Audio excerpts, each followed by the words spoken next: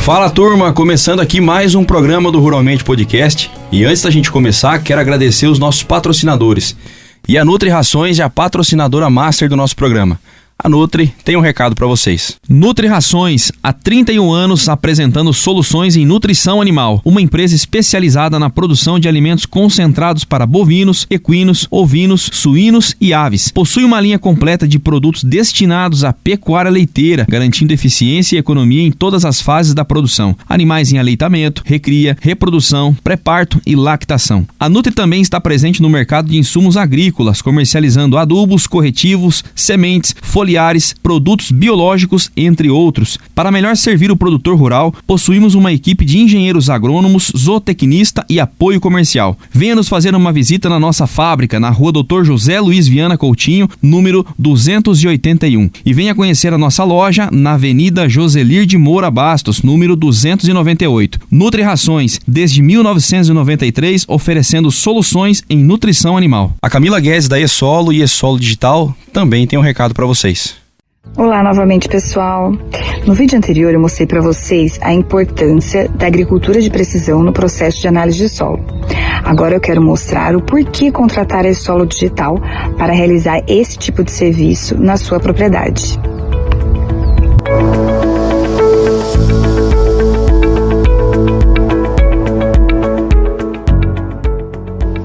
A E-Solo Digital é uma opção mais acessível, democrática e moderna para a contratação do serviço de análise de solo e agricultura de precisão. Você entra em nosso site, escolhe o tipo de serviço e análise e já consegue visualizar o preço de acordo com as opções selecionadas. Após a contratação, nossa equipe especializada de técnicos irá até a sua propriedade fazer a coleta das amostras de solo.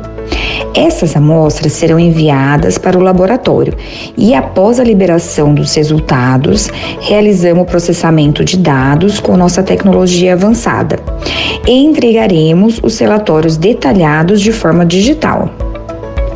Nossa equipe está sempre à disposição para fornecer suporte e orientação. Queremos garantir que você tenha a melhor experiência.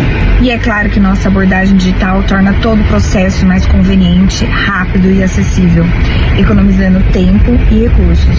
Irrigação Carriel, há mais de 30 anos no mercado agrícola. A Irrigação Carriel é uma empresa especializada em implantação de sistemas de irrigação. A necessidade de otimização dos recursos produtivos com aumento de produtividade e redução de custos leva o produtor à adoção de tecnologias para a viabilidade do agronegócio. Este tem sido o objetivo da Irrigação Carriel, oferecer soluções para o aumento da rentabilidade dos empreendimentos na região sudoeste de São Paulo e leste do Mato Grosso do Sul. Irrigação Carriel, há mais de 30 anos no mercado agrícola. Maré Shopping, o maior e melhor shopping agropecuário do Brasil. A Maré Shopping está com o estoque preparado para poder atender você. Vem comigo que você vai conhecer um pouco da nossa história. A Maré Shopping conta com mais de 25 anos de história, 8 lojas físicas e agora estamos iniciando no mercado digital. Contamos com um espaço exclusivo para gato, uma completa farmácia veterinária com um atendimento exclusivo e cuidadoso para você e para o seu melhor amigo. Vem para a Maré Shopping.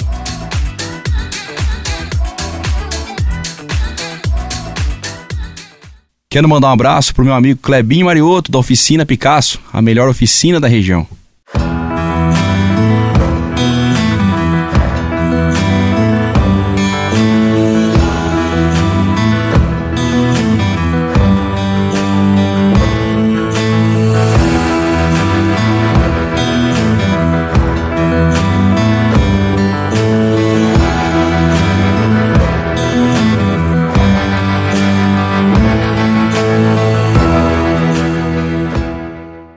E quero agradecer à Rádio Interativa, a rádio que todo mundo ouve. A rádio que está presente em 49 cidades e atinge 1,5 milhão de pessoas diariamente. Rádio Interativa, a rádio que todo mundo ouve. E para falarmos sobre o tema de hoje, Fazenda Cachoeira, um case de sucesso na pecuária de corte, recebo aqui Itamar Goulart de Paula, técnico em contabilidade, trabalha há 28 anos na Fazenda Cachoeira e há 15 atua como gerente.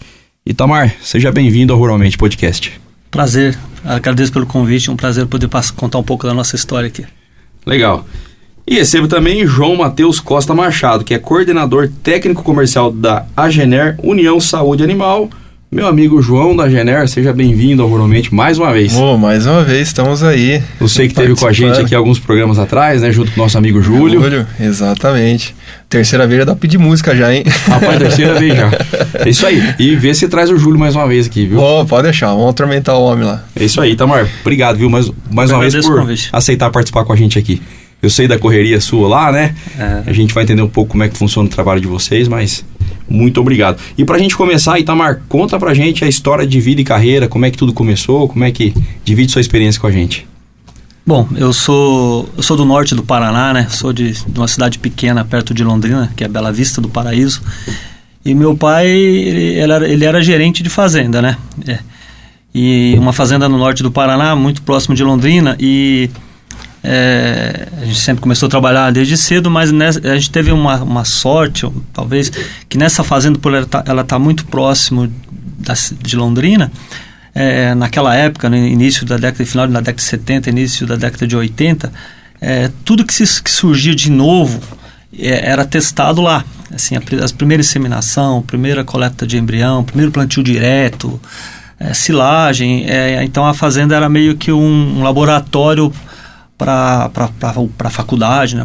Então a gente desde novo começou a viver isso, meu pai trabalhando e a gente ali junto, observando e aprendendo, e acabamos seguindo esse exemplo do meu pai, né? Depois, ao longo dos anos, meu pai saiu, foi para outras propriedades e a gente continuou junto nesse aprendizado. Paralelamente eu fiz contabilidade, que não tem nada a ver com o ramo de pecuária, mas é uma paixão de infância, né? A gente foi aprendendo na prática, vivenciando tudo e chegamos aí hoje a estar na frente de um projeto bem interessante aqui. Bacana, que legal. E é interessante falar sobre isso, a gente vai falar um pouquinho mais, mas da importância de você estar na frente, né? Tem aquela frase, né? Boi que chega na frente, bebe água limpa, né? Alguma coisa assim. E legal, né? Você falar que vocês estavam abertos a novas tecnologias, né? Então, acaba saindo na frente, né? E a gente vai falar um pouco sobre isso, que o nome é o case de sucesso da Fazenda Cachoeira e diz justamente isso. Ô Itamar, fala pra gente sobre a Fazenda Cachoeira, né, e a atuação aqui na região, como é que funciona. Então, a Fazenda Cachoeira, ela trabalha com pecuária, está na mesma família desde 64. Mas a mudança mesmo aconteceu em 93. Eles tinham umas particularidades que era um grupo grande, que a fazenda era mais um patrimônio, não se buscava a rentabilidade. Mas daí, com todas as mudanças políticas, tudo que aconteceu na década de 80, né? Aí eles, a particularidade é que nunca tinha trabalhado um gerente brasileiro lá. Meu pai foi o primeiro brasileiro a trabalhar. Eram só alemães, suíços, que é um grupo alemão, né? Eles tinham uma certa imagem, assim, o brasileiro sempre passou uma imagem não muito boa para eles, né? O europeu tem esse negócio com a gente, né? Mas daí meu pai veio e a mudança de chave aconteceu ali. Meu pai tinha muita experiência, gerente de fazenda a vida toda, né? E a partir do momento que meu pai assumiu a gerência da fazenda em 93, ela passou a ser rentável. Ele nunca precisou de investimentos do dono, de fora. E foi trabalhando, meu pai tinha muito conhecimento de pecuária, a gente foi melhorando as matrizes, o plantel, né? Até que chegou o momento de começar a trabalhar com inseminação artificial. Foi onde daí meu pai falou que tinha um filho que sabia fazer. Nesse meio tempo eu estava no Paraná, trabalhando com gado de pista. Eu trabalhava na época, 93, 94, até 98, foi aquele boom do Limousin no Brasil. Todo mundo queria criar Limousin e eu estava trabalhando para um grupo que tinha importado algumas vacas da França. Eu fui fazer todo o trabalho de pré-imunização, coleta de embrião. E ali foi um aprendizado muito grande para mim. Inseminava muito, né? Aí quando a Fazenda Cachoeira precisava de alguém, o meu pai sugeriu, eu tenho um filho que sabe fazer. Aí, entre conversas, eu vim. Mas eu vim já é uma coisa bem interessante. Quando eu cheguei na fazenda, o projeto já era de sucessão. Quando meu pai aposentasse, eu seguisse como gerente, se tudo se ajustasse, desse tudo certo. E como eu sempre gostei de pecuária, deu certo, né? A gente começou a inseminar em 97, começou a melhorar o plantel. Meu pai já trabalhava na nossa região, foi o primeiro que corrigiu o solo em pastagem, foi o primeiro que começou a adubar, o primeiro que controlou ervas. Ele vinha com uma certa experiência, então ele inovou algumas coisas na cachoeira.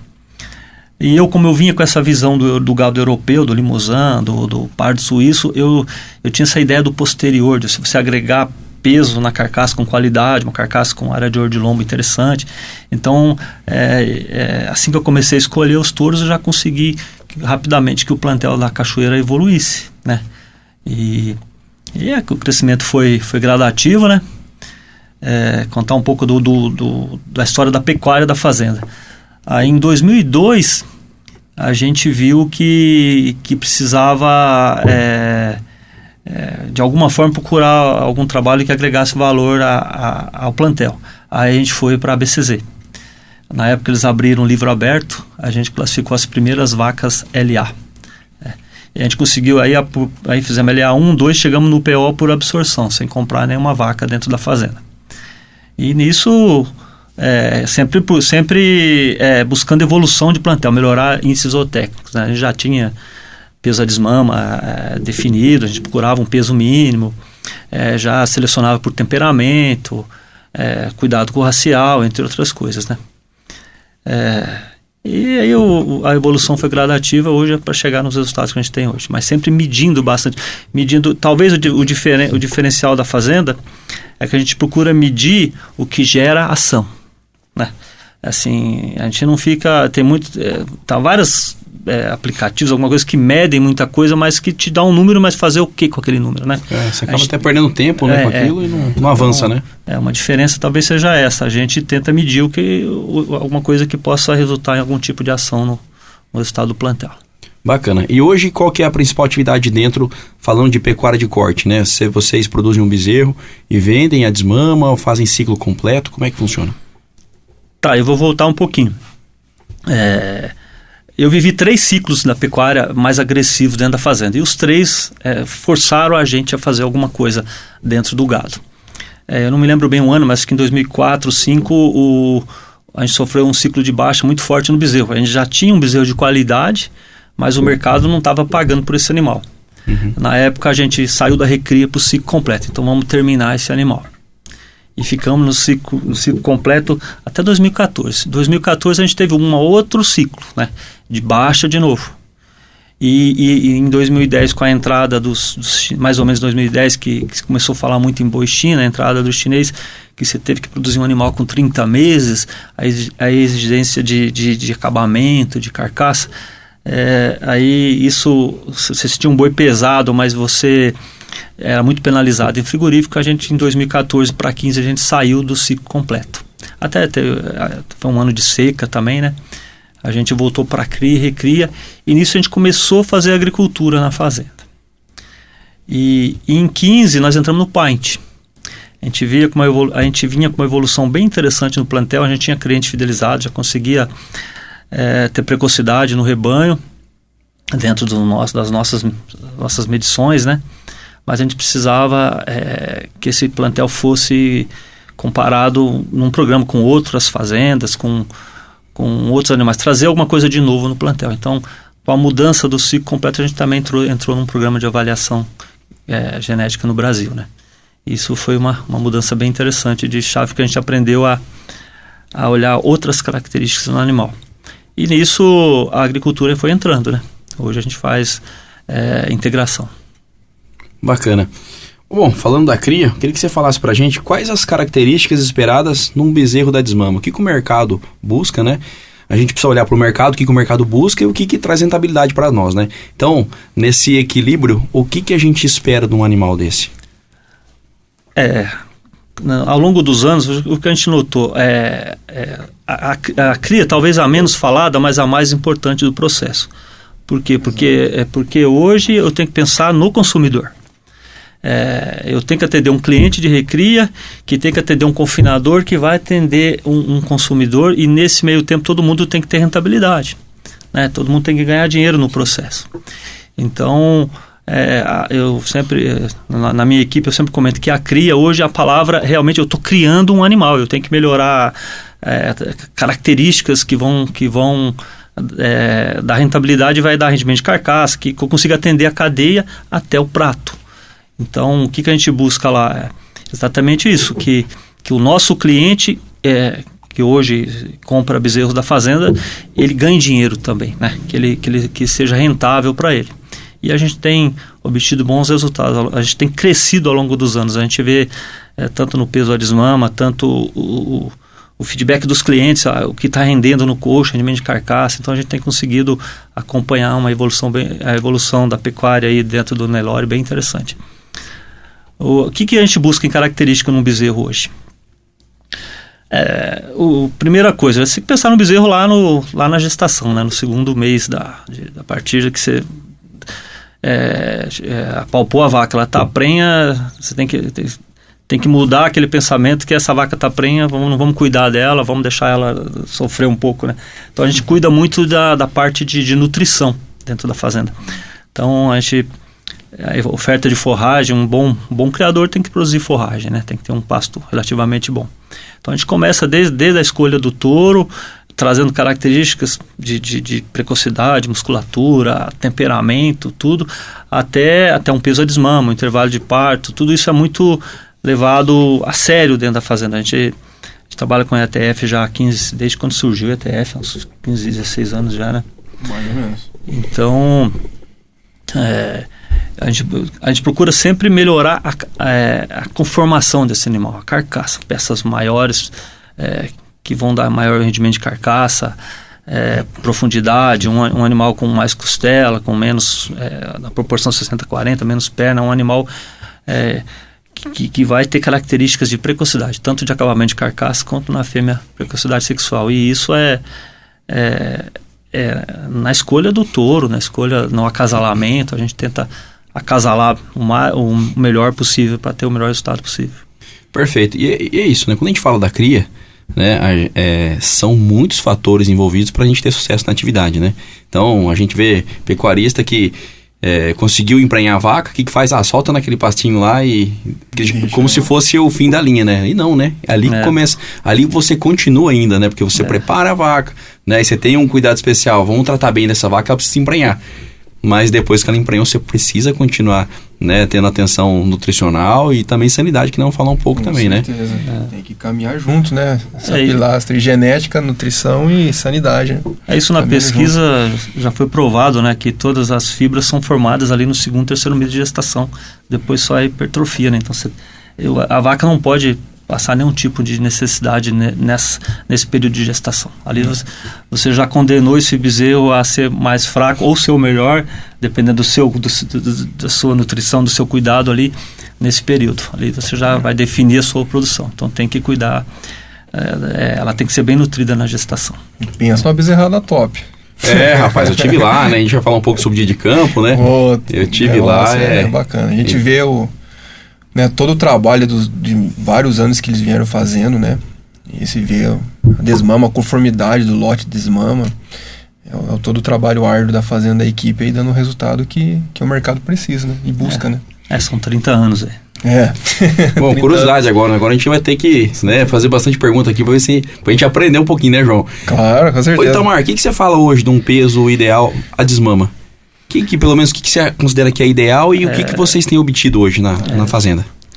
Olha, olhando o mercado, você tem que buscar um bezerro de pelo menos 8 arrobas, 240 quilos, para você sobreviver na atividade, até para ficar, vamos falar da nossa região, para ficar competitivo com soja, né?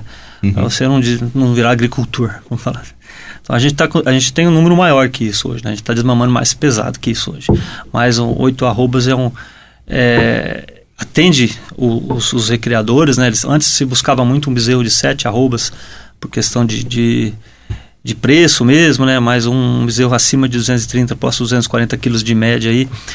Por mais que o recriador ele seja talvez um pouco caro, mas esse animal não vai perder desempenho na recria.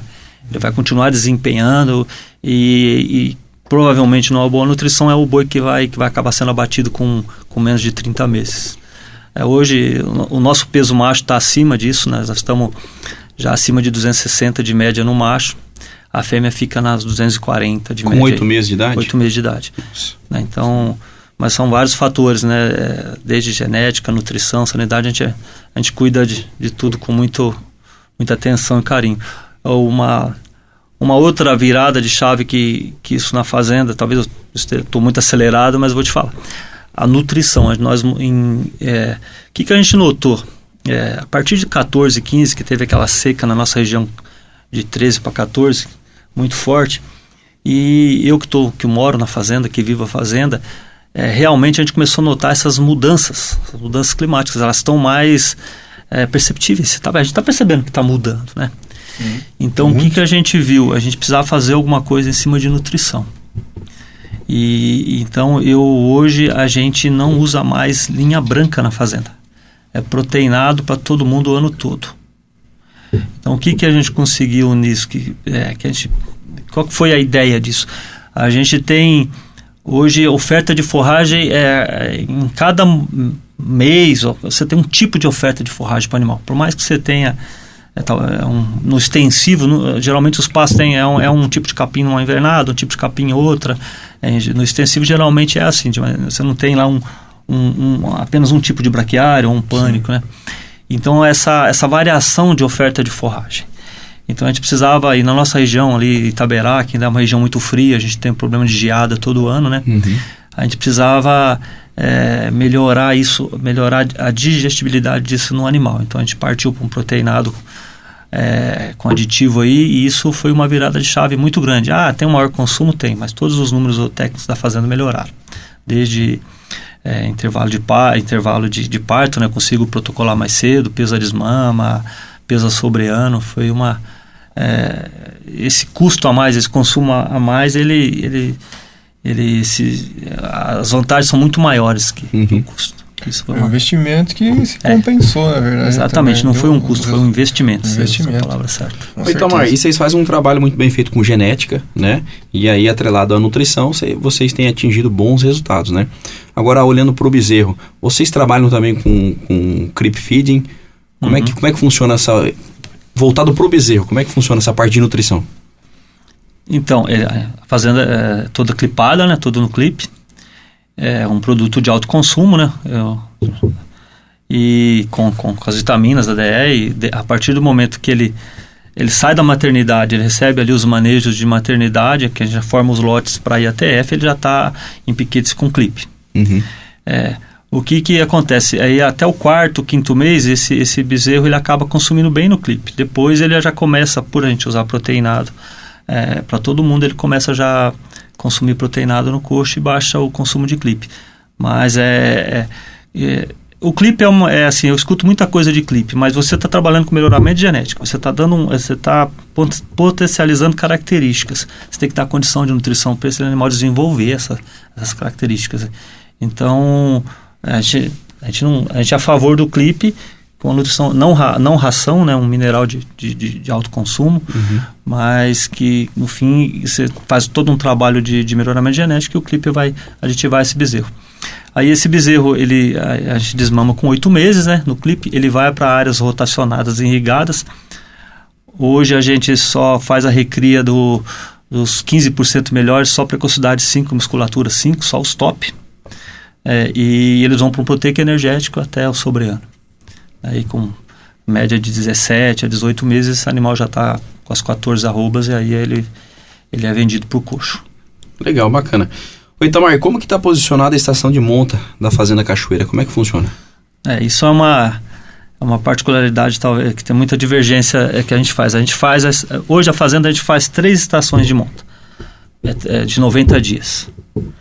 Porque até pelo programa, quando a gente entra no programa de melhoramento genético, esses bezerros eles têm que nascer e ficar em lotes contemporâneos ali com diferença de no máximo, no caso a gente trabalha com 50 dias de diferença, até o sobre-ano. Para você ter os mesmos animais nas mesmas condições de ambiente, tudo na mesma nutrição, para você poder avaliar esse animal, né? Nas mesmas condições, os que sobressaíram, os que não, até por questão de descarte. Mas o que a gente faz? Nossa estação começa em outubro, as vacas vão começar a parir lá 15 de julho, então outubro, novembro e dezembro, as vacas paridas agosto e setembro, de 15 de julho até setembro. E forma 3 lotes. A gente faz uma ETF e um repasse. E depois, sucessivamente, as vacas paridas outubro, novembro e dezembro vão ser inseminadas, vão ter estação janeiro, fevereiro e março e por aí vai. Uhum. E sempre uma ETF e um repasse. Depois os animais são avaliados e a gente faz um resync. Por que disso? Lá atrás, a gente faz estação invertida, estação de outono há 20 anos. Porque quando a gente começou a melhorar, a fazer um melhoramento de matriz na fazenda, você terminava a estação de verão das águas, as vazias, na maioria das vezes, eram as primíparas e segundíparas. Só que elas tinham score e estavam ciclando. Eu vou carregar essa vaca de março até outubro. A gente começou a fazer a estação nesse sentido. Uhum. E o que a gente... aí vamos olhar o lado financeiro. A gente começou com Angus. O que a gente focou nessa estação? Ter bezerro para vender em dezembro. Novembro e dezembro. Em meses que você não tem faturamento na fazenda de forma nenhuma, né? Uma fazenda de cria. Então a gente diminuiu o intervalo de parto dessas fêmeas, as primíparas, a gente não carregou elas até a outra estação na fazenda e conseguimos ter um bezerro numa época do ano que ninguém tem. Hoje na fazenda a gente estava desmamando hoje, né? Então, e nós estamos no estado de São Paulo, onde não tem bezerro. Então, um bezerro bom, o que é o segredo da cria? Um bezerro bom, né? Dentro do estado de São Paulo. Então, você tendo um bezerro bom que vai desempenhar, você vai vender e vai agradar, você vai atender o cliente da forma que ele quer. Então, foi uma necessidade lá atrás de não carregar essas vacas até vazias, porque pela categoria, primíparas e segundíparas, então o seu melhoramento estava ali. Como é que você ia bater essas vacas? Exatamente. Né? Você aproveitar mais o que o animal tem a oferecer. Você desafia ela, você tenta melhorar a precocidade desse animal.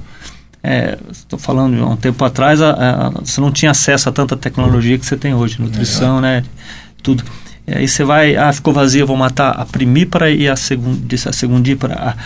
A sua novilha que você desafiou, o seu melhor animal, teoricamente, que você melhorou. Então vamos desafiar ele de novo. E funcionou. Isso para nós claro que no nosso inverno, que é rigoroso, a gente tem uma nutrição boa. Esse bezerro é tão pesado quanto o bezerro das águas, o primeiro bezerro, né? Uhum. Eu vendi bezerro hoje a 270 kg de média. Então é um bezerro bom de vender.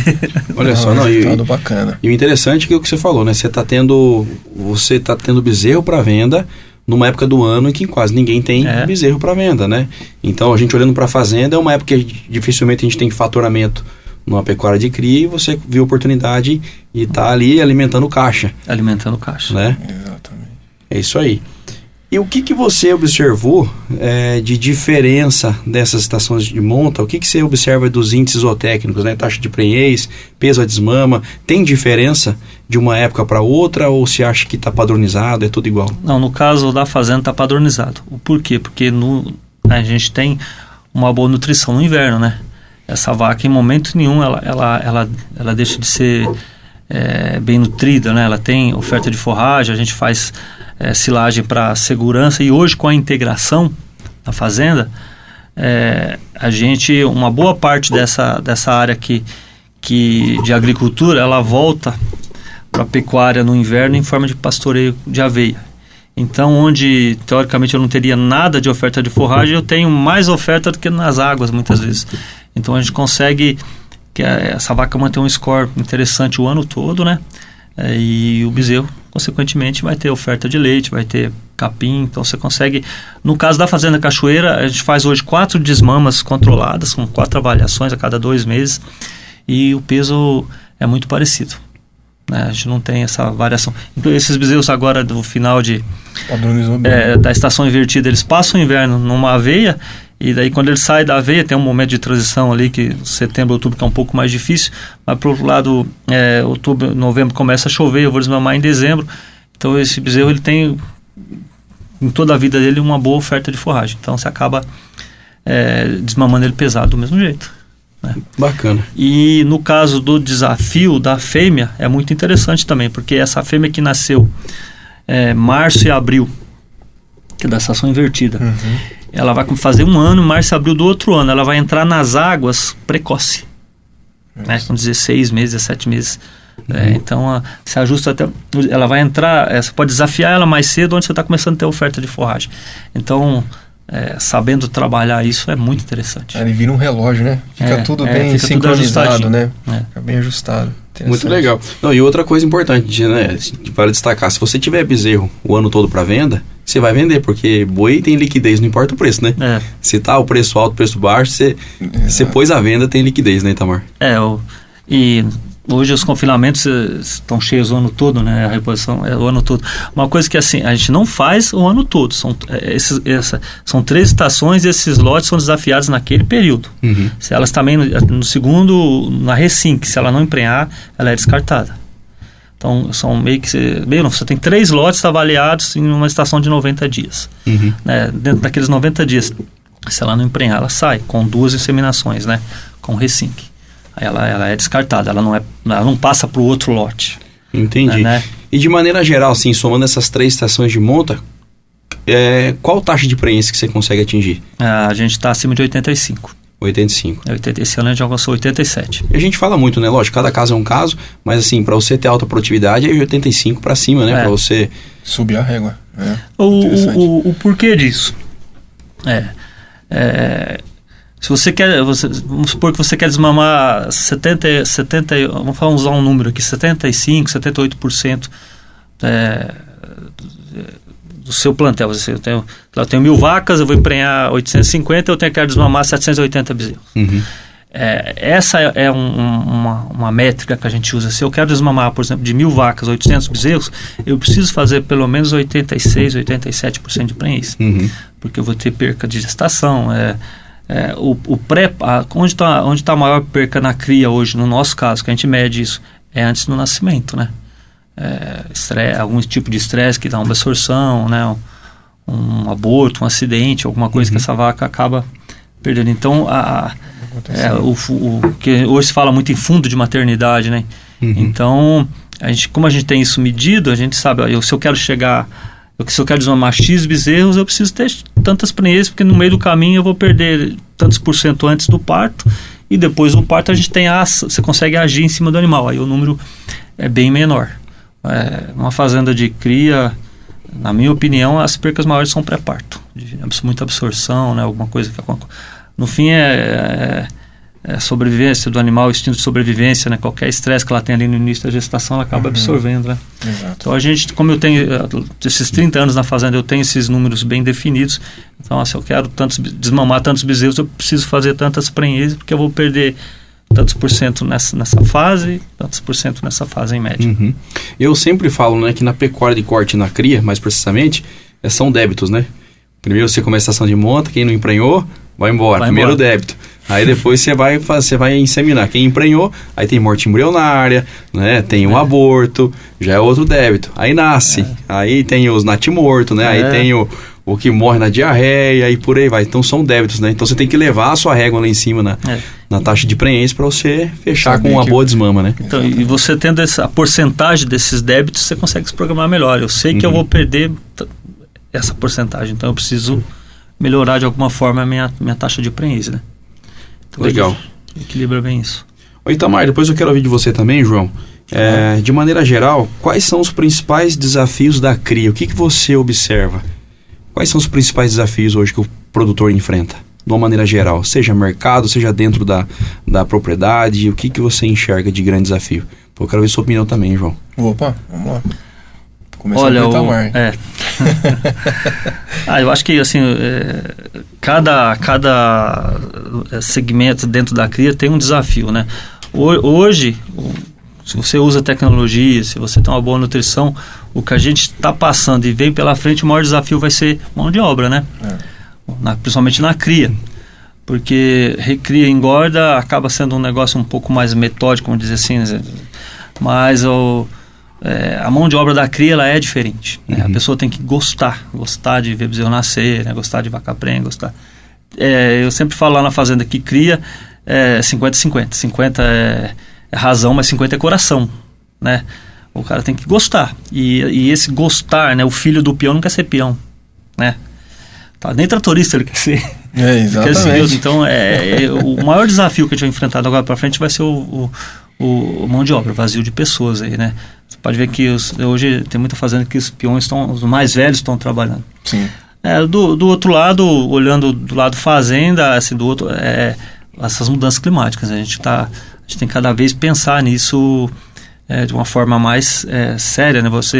Eu posso citar o exemplo desse ano, essa seca terrível aí, né? Nós tivemos o ano todo de seca, e no fim do ano você vai fechar com um volume interessante.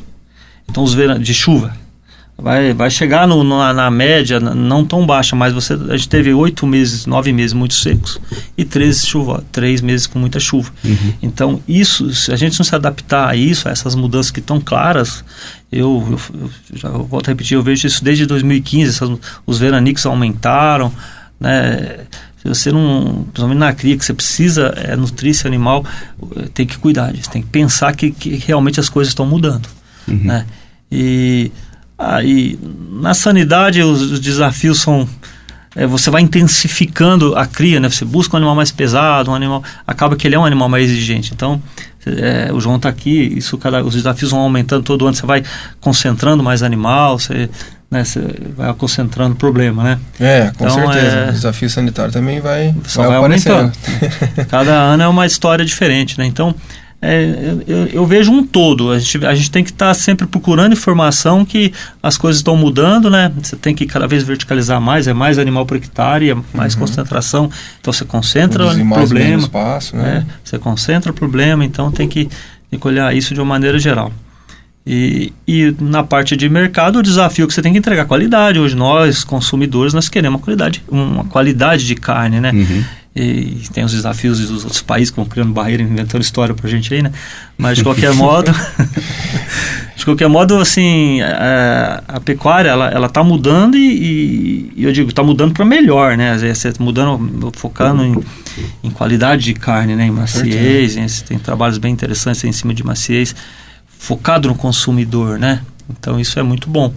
Então o desafio é acompanhar essa evolução rápida, né, que está acontecendo aí. E hoje todo mundo sabe o que é marmoreio, né? Todo mundo sabe, come o churrasco, faz o churrasquinho ali, sabe o que é marmoreio hoje, né? Então, gordurinha ali no meio das fibras da carne, um sabor diferente, né? Com certeza. Uma farofinha, né? Então, e a gente na cria, a gente tem que procurar isso, tem que trazer essas características para a cria. E é difícil, você não é um trabalho que você faz em um acasalamento, né? Você tem que ir medindo e melhorando isso ao longo das gerações, né? Mas concordo também plenamente com o Itamar. O maior desafio que a gente encontra aí no setor de cria tem sido mão de obra.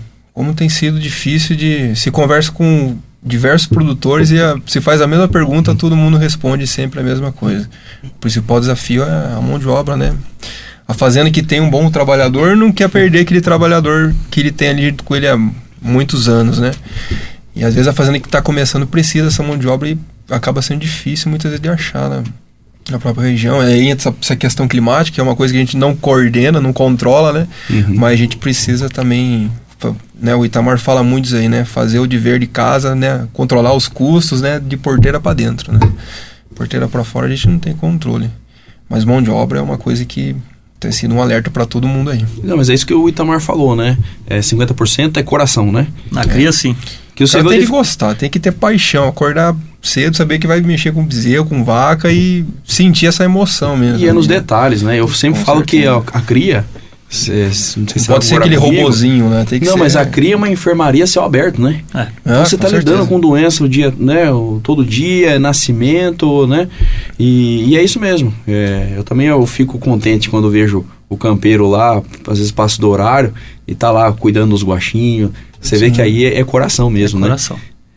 No caso da fazenda, a gente tem uma pessoa só para maternidade. Ele passa 2 vezes por dia na maternidade. E se tiver problema, ele vai ficar lá o dia todo. Então, e ele tem aptidão para isso, ele gosta disso. Então a gente tem um pouco de sorte disso, que a nossa equipe gosta de cria. A gente tenta separar as pessoas por aptidão, né? Você gosta mais disso, gosta daquilo. Então ele busca zerar, sabe? Uma coisa assim, esse mês não vai morrer nenhum na minha mão, ele usa esse termo. Então ele busca ele puxa a responsabilidade para ele também, né? Então, às vezes acontece um acidente, perde um e estava indo tão bem, aconteceu. Então ele busca o número, sabe? Ele gosta, ele já entendeu o processo, ele sabe que tem que... Eu ainda falo para eles, ou vocês são produtivos, a nossa equipe é boa, está há alguns anos com a gente, ou a gente vai plantar soja, né? Eles têm que também saber a importância deles também na fazenda, né, cara? Isso é muito importante. Eles têm um peso importantíssimo dentro da fazenda, saber valorizar também essa mão de obra que tem dentro das fazendas, né? É isso que o João tocou, é bem interessante. Quando eu cheguei aqui na região, 25 anos atrás, 28 anos atrás, os peões eles autorrotulavam, o peão, o primeiro peão, o segundo peão. Eu achava isso estranho, porque eu vi numa região que não tinha isso, né? E todo mundo é igual, né? Assim, eles têm que entender que a importância de cada um é a mesma, né? Se um não tá bem, ele está influenciando o resultado dos outros, né? Uhum. Então eu consegui que eles entendessem que todo mundo é importante. Uhum. O cara, nós temos uma pessoa só para distribuir mineral, né? E eu falo que ele é o mais importante de tudo.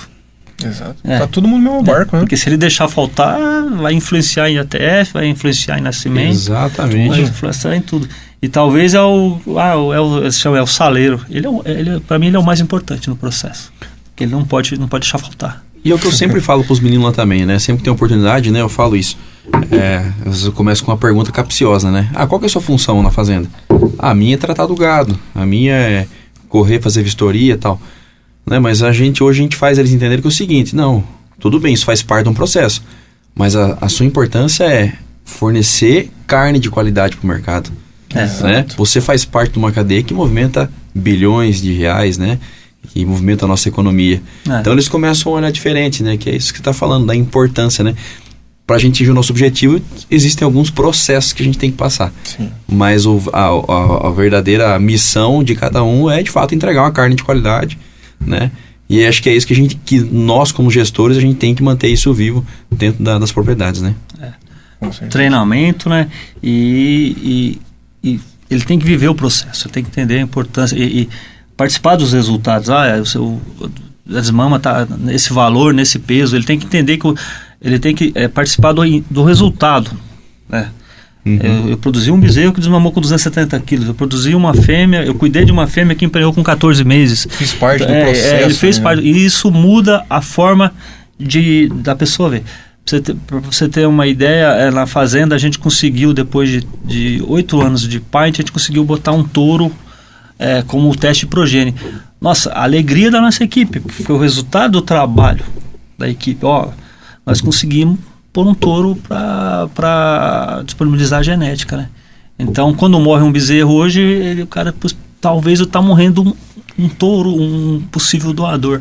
Uhum. Então, o prazer que a equipe teve de produzir esse animal foi muito claro. Então, a gente tenta fortalecer isso muito na nossa equipe. Entender que a equipe é muito importante, né? Nesse processo. Exato. Oi, Itamar, como que você avalia a rentabilidade da cria? Principalmente perante o ciclo pecuário, né? Assim, na minha concepção, assim, o produtor da cria geralmente é o primeiro que sente ali, né? Uma variação do ciclo da pecuária. Como que você avalia a rentabilidade? Então, vamos falar no ciclo. Vamos falar antes de eu falar um pouco da rentabilidade. Eu falei para você que a gente passou 3 ciclos. O terceiro ciclo, a gente se preparou para isso. E a tendência era que ia ter mais... o bezerro chegou a R$15 no outro ciclo, quilo, né? A gente trabalha por quilo. O que a gente fez? Estava apontando informação, você tem que estar bem informado. No caso da Fazenda Cachoeira, a gente passou por 2 ciclos e a gente foi reativo. No terceiro a gente foi proativo. A gente viu que o mercado estava apontando para alta, a gente vamos ganhar dinheiro com isso. Uhum. A gente aumentou a matriz dentro do limite da fazenda e ofertou mais bezerros no mercado, mas já sabendo que na virada do ciclo a gente ia tirar essas vacas que a gente deixou a mais. Então foi uma estratégia, a gente aumenta 10%, mas na hora que o bezerro cair a gente tira esses 10%. E a outra estratégia, agregar valor, peso à carcaça, melhorar esse animal.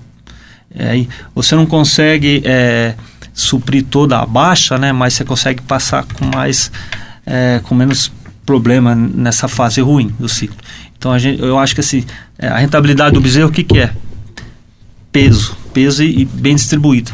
A gente conseguiu pôr 20 quilos a mais na carcaça, a gente trabalhou nisso. Então, mesmo com um preço mais baixo, seu animal ainda dá uma certa rentabilidade, ele deixa mais dinheiro na fazenda. E no caso das fêmeas, emprenhar mais cedo, fazer uma recria mais curta, né? Potencializar características. Eu falo que na pecuária, assim,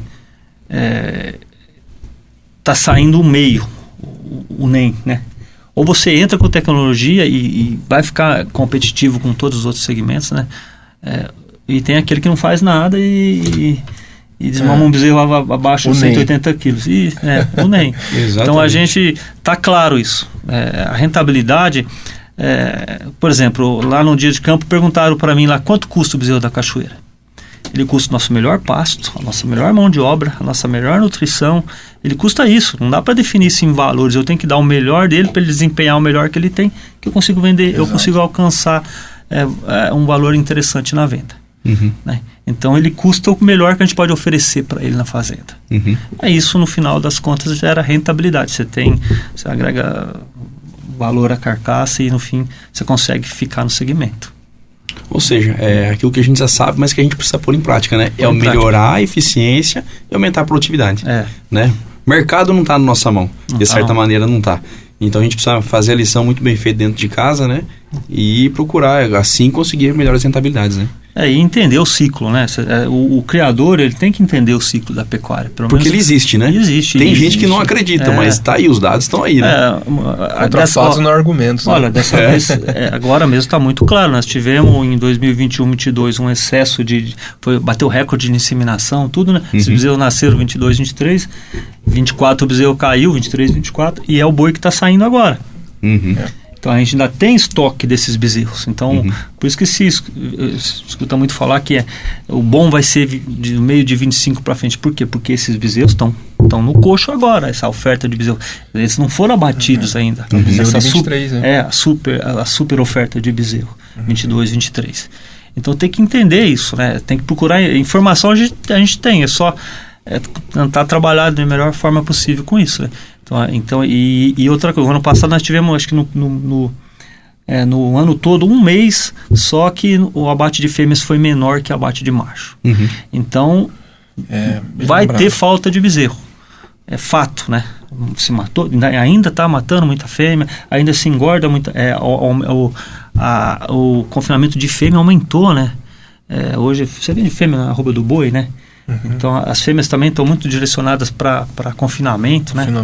Então tem que entender o ciclo e tentar trabalhar com ele. E vai ser mais curto, com esse boi de 30 meses, né? Quer dizer, a tendência é que nós tenhamos ciclos mais curtos, a cada 4 anos, né? Tem que estar muito atento à informação do lado de fora da porteira, né? Produzir cada vez mais, você tem que verticalizar, você tem que tentar potencializar a cria, mas de olho no que está acontecendo lá fora, lá de fora da porteira. E é isso que você tem observado, né? Se a gente olhar o gráfico, né? O ciclo da pecuária era de 7, 8 anos, veio para 5, 6, né? E hoje já estão falando, no Rally da Pecuária, está dizendo lá que é uma virada de 3 anos. É isso que você está observando também? Essa exigência de abater um animal com menos de 30 meses, né? Então, realmente, essas ofertas e essas debandadas, né? O bezerro começa a subir, todo mundo vai para a cria. E depois, né?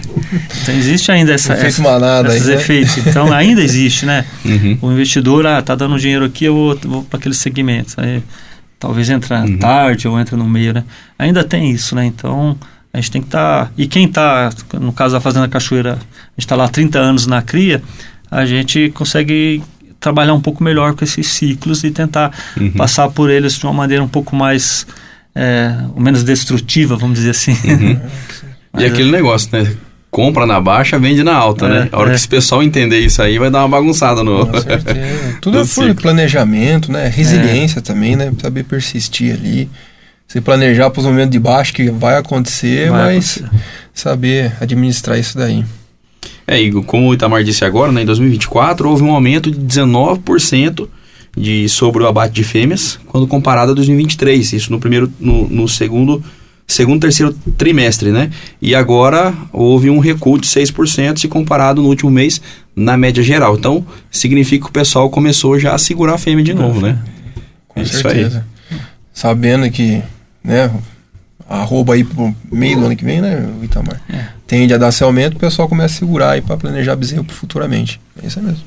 Bacana. E na B3 o boi segue firme nos 300 aí, hein? Vamos torcer pra continuar assim, né? Continue assim. Daí pra cima, né? Ô Itamar, você falou agora pra gente, mas só pra destacar um pouco, como que a Fazenda Cachoeira trabalha o melhoramento genético dentro da propriedade? O que você destaca nesse trabalho que vocês fazem? Então, o que a gente mais foca no melhoramento genético, precocidade. Esses bezerros são avaliados, eles são lotes contemporâneos, né? A diferença de idade de no máximo 50 dias, eles são avaliados na desmama. E dentro da desmama, eles são, dentro do programa PAINT, são várias características avaliadas, mas o que a gente mais leva em consideração para multiplicar isso dentro da fazenda é musculatura e precocidade. Uhum. Então, aí, com essas duas características, é a nossa régua de corte. Você recebe em nota de 1 a 5, né? Hoje eu só recrio animal 5 de musculatura, 5 de precocidade. Então, quer dizer, o plantel vai evoluir muito rápido nessas características. Então, dentre outras coisas, temperamento, né? O racial, mas a predominância é essa, uma conformação animal médio, uma conformação de 1 a 5, animal 4. Então é o que a gente busca dentro da evolução do plantel, é melhorar essas características do plantel. E isso já vem dando resultado, né? A gente já está conseguindo na nossa... Porque assim, são vários, toda a região do Brasil tem seu desafio diferentes, né? Um lugar seco. Na nossa região ali que a gente tem um problema de inverno muito rigoroso, né? Que gia todo ano. A gente está conseguindo desafiar novilhas com 14, 16 meses. A gente está conseguindo trabalhar com precoce já. Essas características, elas estão começando a dar resultado dentro do plantel. Elas estão ciclando cedo e a gente está conseguindo diminuir o intervalo a recria, diminuir o espaço de recria. Esse projeto do PAINT, vocês estão há quantos anos já, Itamar? Estamos há 8 anos, está indo para o 9º ano no PAINT. Não, bacana, cara. Bacana. E hoje vocês trabalham com qual a quantidade de matrizes que vocês trabalham hoje? Trabalho com 1.200 matrizes. Hoje a lotação da fazenda, com essa aceleração da recria, a gente está diminuindo o plantel meio que automático, porque você vai cada vez mais tirando o animal mais cedo da fazenda, né? Ela está desempenhando melhor, mas a gente fica com a lotação média hoje de 2.200 cabeças. Tem que ter um bom pasto, né? É aquilo que a gente fala, trata do pasto primeiro para depois tratar da vaca, né? Haja boia, hein? Haja boia. Como você disse, né? O seu pai lá fazia já a correção de solo, né? Então é isso aí, não adianta. Se você não tratar do pasto, você não tem alta rotação. A fazenda tem uma particularidade que ela tem 4 pivôs de pasto. São pivôs pequenos. Hoje a fazenda tem, somando tudo, dá 60 hectares irrigados para pasto. São 4 módulozinhos. Então a gente faz toda a recria lá. Então ali a lotação, quantas UAs? Isso é uma pergunta que toda hora o pessoal me faz. Quando a gente terminava, a gente tinha uma lotação alta. Hoje na recria, o que a gente quer? Desempenho. Então a gente trabalha com uma lotação um pouco mais baixa, mas por outro lado a gente alcança os objetivos, né? Então toda a nossa recria é feita em áreas de rotacionados e irrigados. E ali a gente consegue adubar todo ano. As análises de solo, a cada 2 anos você consegue manter um nível de rebrote, uma oferta de forragem interessante com a fertilidade de solo interessante. E qual que é a lotação na recria que vocês trabalham? A gente trabalha em média com 5A. Mas eu não sobrecarrego os pivôs, essas áreas. Ali eu quero desempenho. Eu não estou buscando lotação, estou buscando desempenho. Então, e por isso que a gente acaba conseguindo entregar também um animal de 17, 18 meses com 14 arrobas. Então, o nosso cliente que compra esse animal, ele vai matar com 2 anos, né? Então, a gente não olha muito lotação. Hoje a recria é desempenho. Legal. E meu amigo João da Gener, a gente sabe que as altas produtividades hoje são ligadas diretamente a um bom controle sanitário. O que você destaca pra gente? Olha, em relação à Fazenda Cachoeira, quando a gente fala de controle sanitário, né? Eles são pioneiros, vamos falar assim, em utilização de tecnologias, né?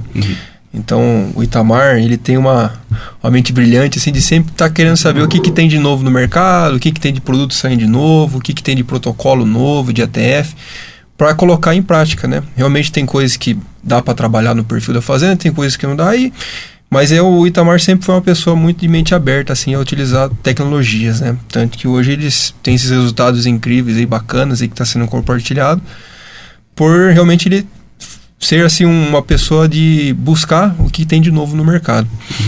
Então, a parte de controle sanitário, eles fazem muito bem feitinho lá, né? Vamos falar assim, desde os protocolos de ETF, fazendo os protocolos certinho, vacinações, né? As vacinas eles sempre fazem também em dia, vacina de clostridiose, carbúnculo, raiva, as vacinas reprodutivas, sempre batendo na tecla da prevenção das doenças, né? Prevenção sempre acaba sendo o melhor caminho, né? É muito mais fácil você investir na prevenção do que você investir no tratamento curativo, né, Itamar? É mais barato e mais produtivo, né? Com certeza. Então, tudo que tem de novo de vacina, de produto, ele sempre está antenado para querer saber, querer utilizar dentro do manejo, dentro da prática, e acaba dando esses resultados incríveis aí que está sendo compartilhado, né? A gente fala assim que é um jogo de quebra-cabeça, né? Você vai colocando sempre uma pecinha ali. É a sanidade, a genética, a forragem, é o manejo, a mão de obra, e aí acaba entregando esse resultado bacana aí, que é a oferta de bezerro com qualidade no mercado que o mercado pede, né? Exige, vamos dizer assim. E isso daí eles fazem de praxe lá. A gente também sempre está acompanhando, né?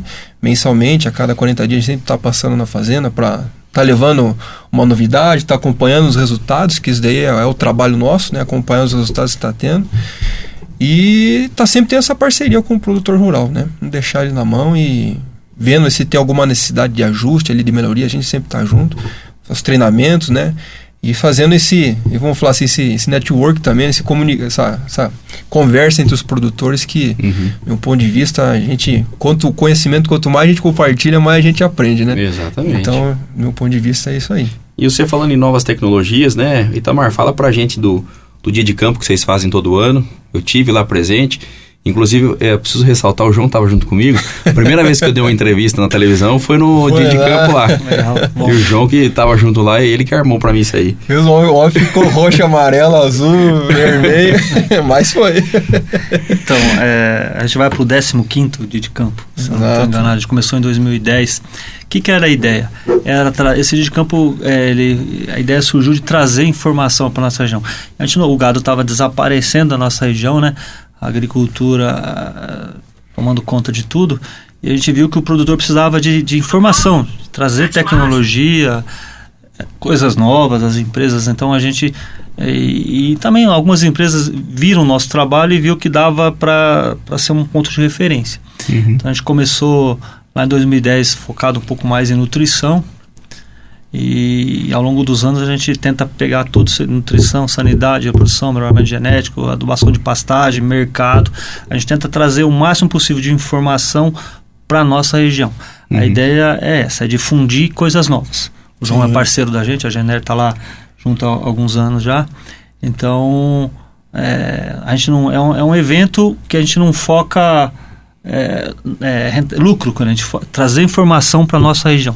O que está acontecendo de novo, eu sempre, toda vez que a gente se reúne para definir assuntos, eu sempre comento com todos eles, nós temos que o nosso visitante tem que sair daqui com um cenário, nem que for a curto prazo. Ele tem que sair com do dia de campo com algum cenário dos próximos 90 dias, pelo menos.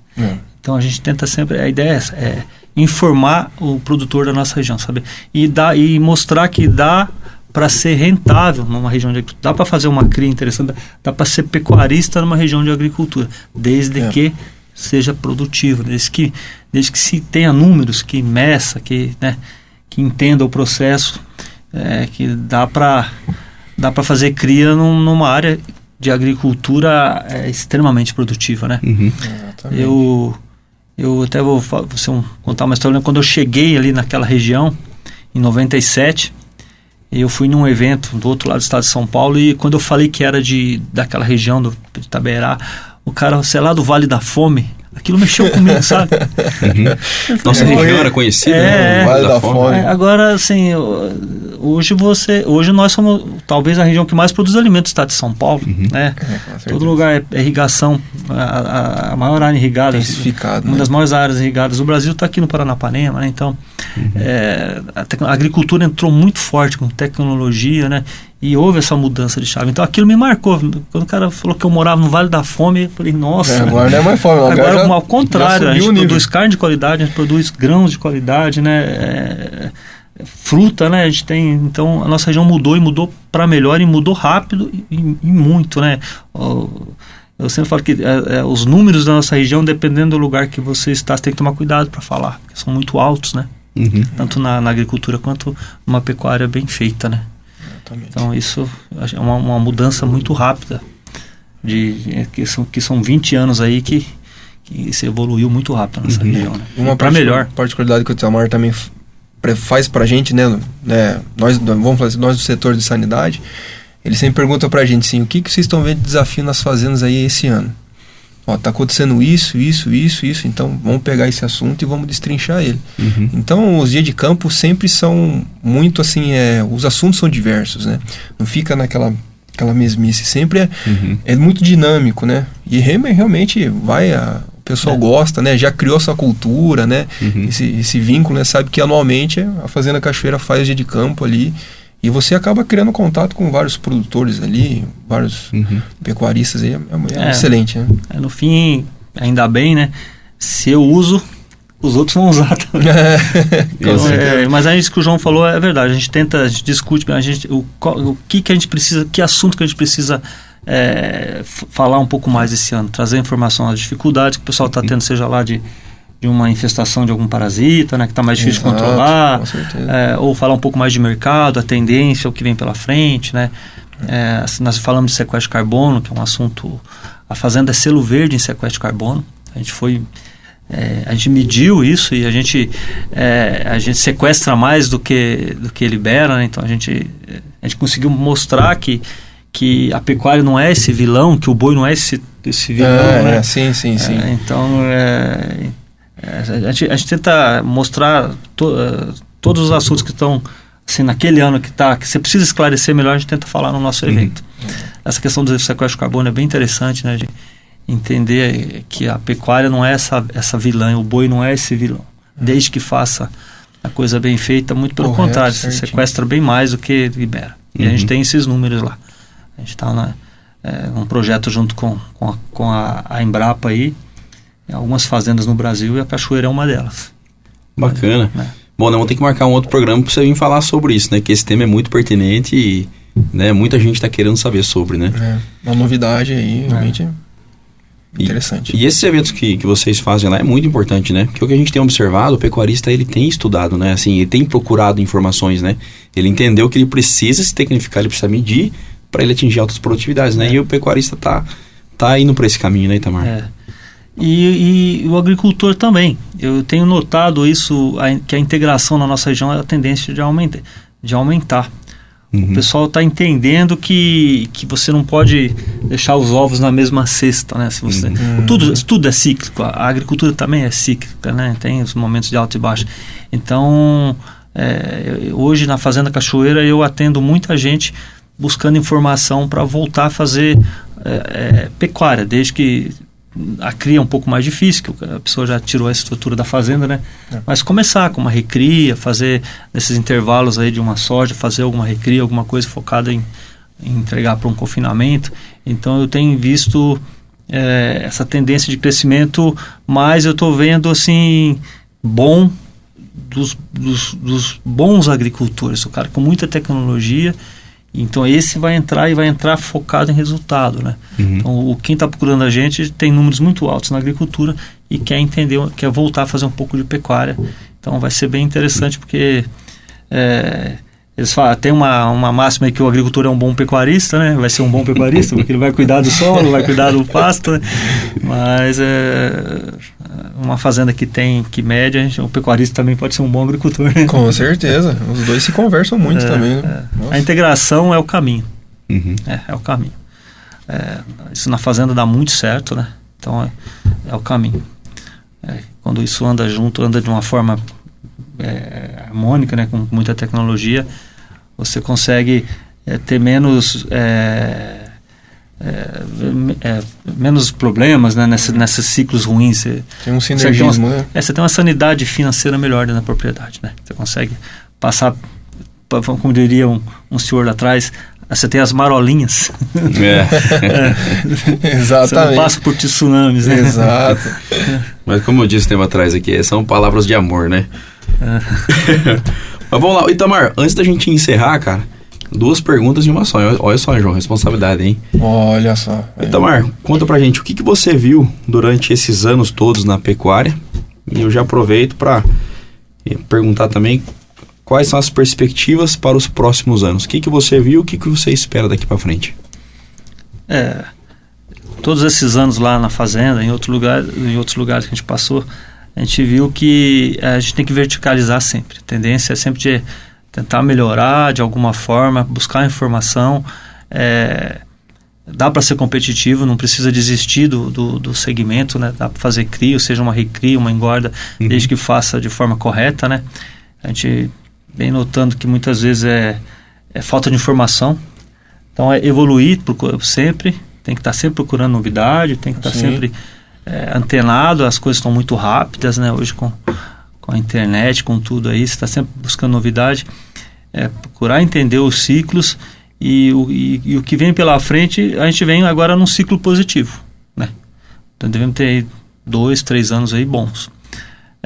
Tudo indica que as coisas vão melhorar no agronegócio, pensando assim, um gerente de fazenda falando isso pode ser até um pouco estranho, mas a demanda por comida ela vai aumentar, só que é uma comida já está aumentando, só que de qualidade, né? Então nós que trabalhamos no segmento de produzir alimento, né, nós vamos passar por momentos bons, a tendência é de melhorar. Falta algumas coisinhas aí, né? Tem o pessoal falando mal da gente lá fora, mas é falta de conhecimento, né? Então o nosso país tem tudo para melhorar. Algumas questões que está fora do alcance da gente, mas eu vejo bons anos. Eu acho que a gente, do lado social, nós vamos ter um 25 bem difícil ainda, né? Mas 26, 27 deve melhorar um pouquinho. Eu não sou pessimista, não, eu sou um otimista. Eu acho que o nosso país é muito bom, né? A gente tá um celeiro do mundo, né? E a gente mora num paraíso, né? Nosso país é um paraíso, né? Então eu vejo bons anos, desde que a gente seja bem governado. Com certeza. É isso aí. Mas assim, o governo à parte, né? Que a gente já sabe como é que funciona. Graças a Deus que nós, produtores, a gente faz um bom trabalho, né? Eu sempre falo, acabo sendo repetitivo, mas nós do agronegócio, a gente movimenta 30% do PIB, 28 milhões de empregos sendo gerados no país, né? Então o agro puxa a economia, né? E para nós que fazemos um trabalho muito bem feito, isso é motivo de orgulho para nós. E somos um setor, se eu falar besteira, vocês me corrijam, mas hoje com a nossa força de trabalho nós somos independentes, né? A gente faz o nosso resultado, né? É isso aí, com certeza. E preservamos. Exato. Nós temos um código extremamente rígido, né? Rígido. E a gente preserva. Esse espaço, né? Esse campo e cidade precisava diminuir, porque a gente cuida de tudo, né? A gente... Eu sou o gerente, mas qual a maior riqueza da Fazenda Cachoeira? É o solo dela, né? Não é o gado, não é...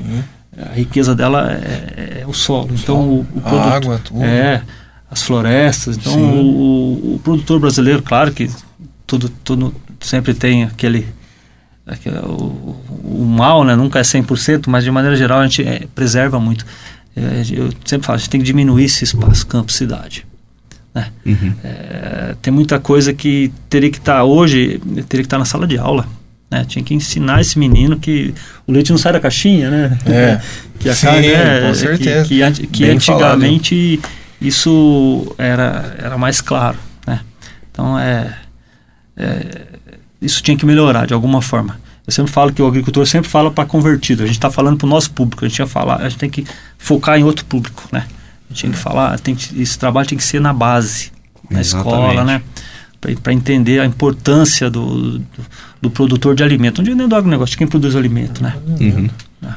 É isso aí. Bom, estamos encerrando, mas antes, Itamar, primeiro, parabéns pelo trabalho que vocês fazem junto com a Fazenda Cachoeira, parabéns, e por serem referência aqui na nossa região. Parabéns pelo dia de campo, o churrasco Obrigado. É bom. Ô, o Né, churrasco, o Henrique Cordeiro lá não nega não, o homem é bom na panela. É isso aí, parabéns pelo trabalho que vocês fazem, de verdade, e obrigado por ter aceitado participar aqui com a gente e pela aula que você deu para nós aqui hoje. Eu que agradeço o convite, estou muito satisfeito de participar do Ruralmente, eu acompanho você. É isso aí, fico contente. Agora aumentou a responsabilidade, hein, João? Agora não vou falar besteira agora, hein? Agora o peso aumentou, cara. Não, mas é bacana, cara, é bom demais. Eu aqui, né, vendo os dois gerentes aí, né, os dois gestores aí conversando, fazendo essa troca de informação, cara. Eu que tô lisonjeado por estar presente aqui, acompanhando assim, e tá fazendo realmente essas pontes, né, essas comunicações entre os produtores, né? O produtor realmente precisa conversar, entender o que está acontecendo na fazenda sua, na outra fazenda, e trocar informações, trocar figurinha aí, que só tende a todo mundo crescer, todo mundo a ganhar. Exatamente. Isso aí. E antes de acabar, quero deixar esse singelo presente pra vocês aqui, um boneco do Ruralmente. Rapaz, ó. Pô, tira uma foto, posta lá e marca a gente lá, hein? Presente de Natal, hein, cara? Obrigado. É isso aí, gente. Aí, eu já vestiu, hein? Vou ter que aumentar aqui, que a cabeça é um pouco maior, né? Mas é isso aí, moçada. Mais uma vez, obrigado, Itamar. O João tava passando em Avaré hoje, já falei, não, vem participar com a gente aqui. Toda vez que você passar por aqui, meu amigo, você tá escalado de participar junto, com a gente cara. aqui. Você Agradeço. tá intimado. Fico agradecido demais aí pelo carinho, pela paciência que você tem sempre comigo, com todos aí. É isso aí, mais uma vez. Itamar, obrigado. O João, tamo junto. Tamo junto.